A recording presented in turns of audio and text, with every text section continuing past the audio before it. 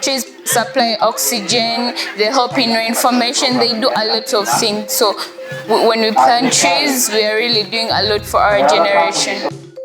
Fi enw I yw Sy'N, a dwi'n gweithio'n freelance yn sgwennu ar pethau fel newid hinsawdd, social and environment justice hefyd. So, dyn ni yma heddiw yn Bute Park gyda Mhrosiect Coed Mbale am y Mbale project maen nhw'n wneud yn Uganda. Heddi, mae Leah Namygewara yn plannu'r 10 millionth coeden yn Uganda. Felly ni'n dathlu hwnna yn wneud yr un peth fan hyn yn Bute Park. Fel climate activist yng Nghymru, fi'n credu bod digwyddiadau fel heddi yn really bwysig.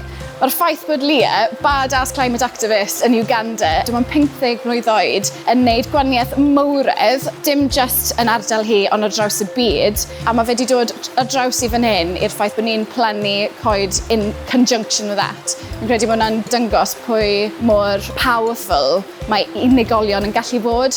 Fel Greta Thunberg, ti'n gwybod, mae hwn yn digwydd a mae fe fel domino effect. A fi'n credu pam ni'n edrych ar y climate crisis sy'n digwydd fan hyn nawr, mae plannu coed yn ffordd really effeithiol I taclo newid yn y hinsawdd, a mae fe'n rhywbeth dwi'n meddwl mae pawb yn gallu wneud. Trees are the only solutions to the changing climate that is going on. So if we keep on planting trees, it's like we are protecting our future generation. Rhaid weithio sa'n siŵr os mae pobl yn sylwi faint o effaith mae coed yn cael arno ni, actually. Fel, maen nhw'n literally yn cael arno ni'n fyw. Maen nhw'n rhoi oxygen I ni. Pam ni'n mynd mas am wac mewn coedwig neu rhywbeth, mae'n hala ti teimlo'n gret. A dwi'n meddwl, dyle pawb yng Nghymru a draws y byd I gyd cael access I green spaces.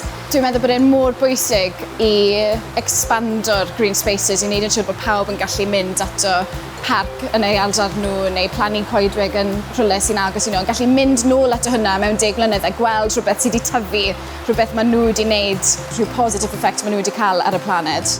Mae plannu coed yn ffordd really dda I ddechrau, ond mae kind of eisiau ni deffro tyma bach a gweld y problem sy'n digwydd ar draws y byd. Mae really eisiau ni bwrw mlaen a wneud pethau mwy I taclo newid yn y hinsawdd.